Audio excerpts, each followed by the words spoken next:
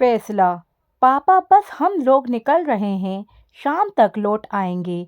आप प्लीज घर का ख्याल रखना। हाँ, आपका खाना टेबल पर रख दिया है, जब भी भूख लगे लेकर खा लेना। रात तक का ही खाना बना दिया है।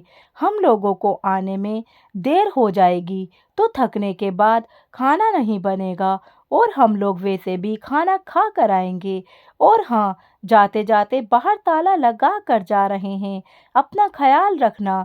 दोनों बेटे और बहू कहते हुए अपने अपने परिवार के साथ घर से बाहर निकल गए। आज इन लोगों का रिजॉर्ट जाने का मूड है। सुबह से शाम तक वही मौज मस्ती करने का इरादा है। एक बार भी किसी ने विशंबर जी से नहीं पूछा कि वो भी जाना चाहते हैं या नहीं।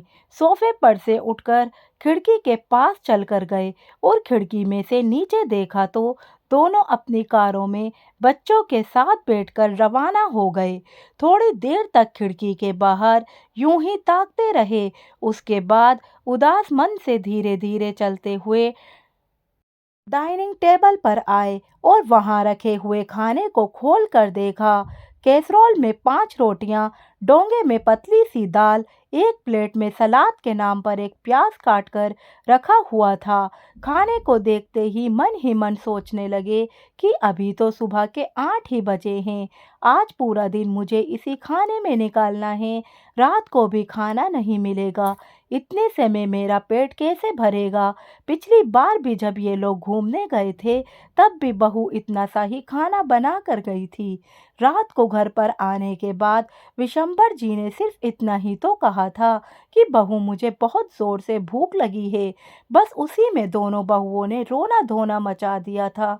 और बेटे बेटे तो वैसे भी अपनी पत्नियों के आगे कुछ बोलते नहीं, पर आज फिर वही एक लंबी गहरी सांस लेकर अपने कमरे की तरफ आए।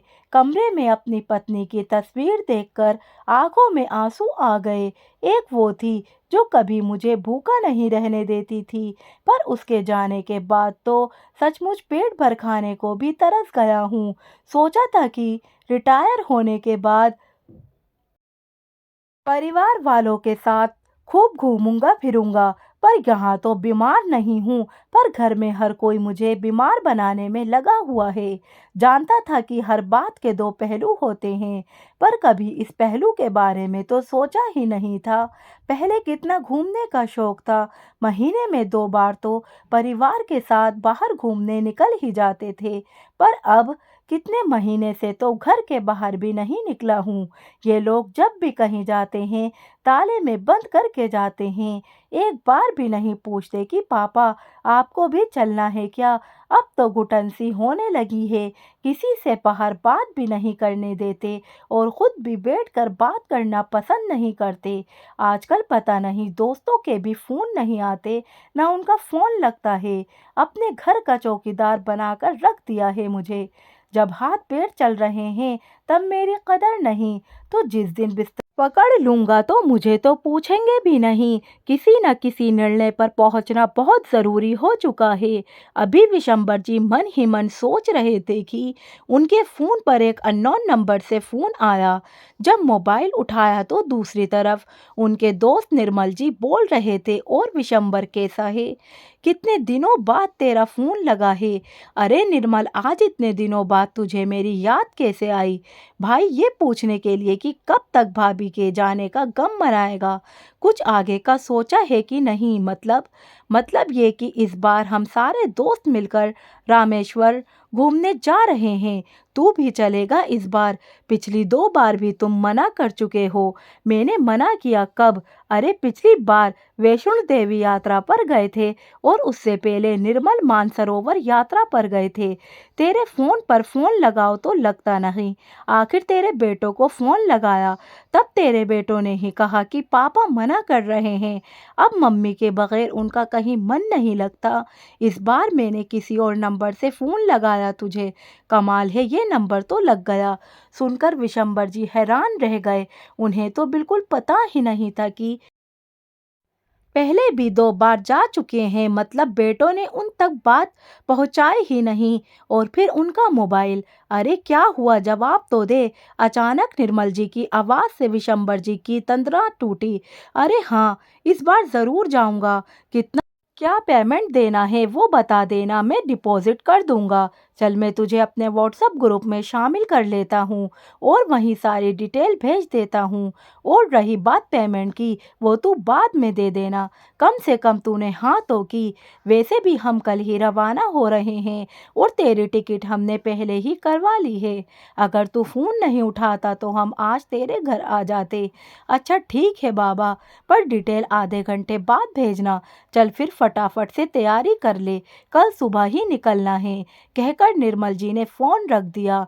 निर्मल जी के फोन रखते ही विशंबर जी ने अपना फोन चेक किया। विशंबर जी के अधिकतर सभी दोस्त उसमें ब्लॉक हो रहे थे। उन्हें याद आया कि पिछली बार बच्चों को मेरे भरोसे छोड़कर चारों ऊटी घूमने गए थे। देखकर विशंबर जी का दिमाग चकरा गया। इतना बड़ा धोखा।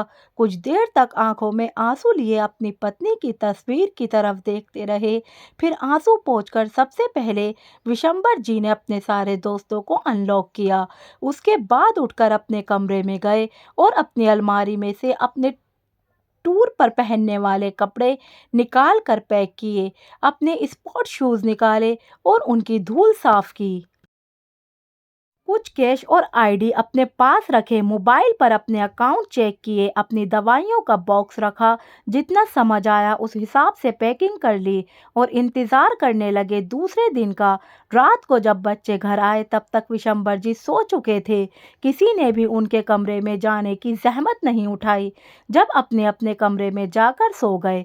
दूसरे दिन जब बेटे और बहुएं चाय पी रहे थे तो विशंबर जी तैयार होकर अपना बैग लेकर बाहर आए। उन्हें देखते ही बड़ा बेटा बोला, अरे पापा आप कहाँ चल दिए? मैं अपने दोस्तों के साथ रामेश्वरम टूर पर जा रहा हूँ, मेरा भी टिकट है। विशंबर जी की बात सुनकर चारों बेटे बहू एक दूसरे की शक्ल देखने लगे। बड़ी बहू बोली, पर पापा जी आप ऐसे कैसे जा सकते हैं? बच्चों के एग्जाम शुरू होने वाले हैं और हमें भी बेंगलुरु के लिए रवाना होना है। मेरे मौसा जी के बेटे की शादी है। बच्चों को हम किसके भरोसे छोड़ कर जाएंगे? आपने सोचा भी है? छोटी बहू ने भी कहा, और क्यों फालतू में पैसे खर्च करना? आपके पास इतने ही पैसे हैं तो थोड़ा बहुत हमें दे दीजिए। और वैसे भी इस उम्र में कहाँ घूमने की लग रही है आपको? कल को गिर पड़ गए तो सेवा कौन करेगा? इसलिए चुपचाप अपना सामान वापस कमरे में रख दीजिए। मुझे ऑर्डर देने वाली तुम कौन होती हो बड़ी बहू? तुम लोगों ने मुझे अपने घर का चौकीदार समझ रखा है, जो अपने बच्चों को मेरे भरोसे छोड़कर चले जाते हो। तुम लोगों की हिम्मत कैसे हो गई मेरे मोबाइल से मेरे दोस्तों को ब्लॉक करने की? पापा वो आपको कोई डिस्टर्ब ना करे इसलिए ब्लॉक किया था। अच्छा, मेरे आराम का इतना ही ख्याल है तो अपने बच्चे खुद संभालो। और रही बात मेरे घूमने फिरने के खर्चे की, तो वो मैं अपने खुद के कमाए पैसों से कर रहा हूँ। किसी को बताने की जरूरत नहीं है, कहकर विशंबर जी वहां से रवाना हो गए। बेटे और बहू से कुछ बोलते न बना।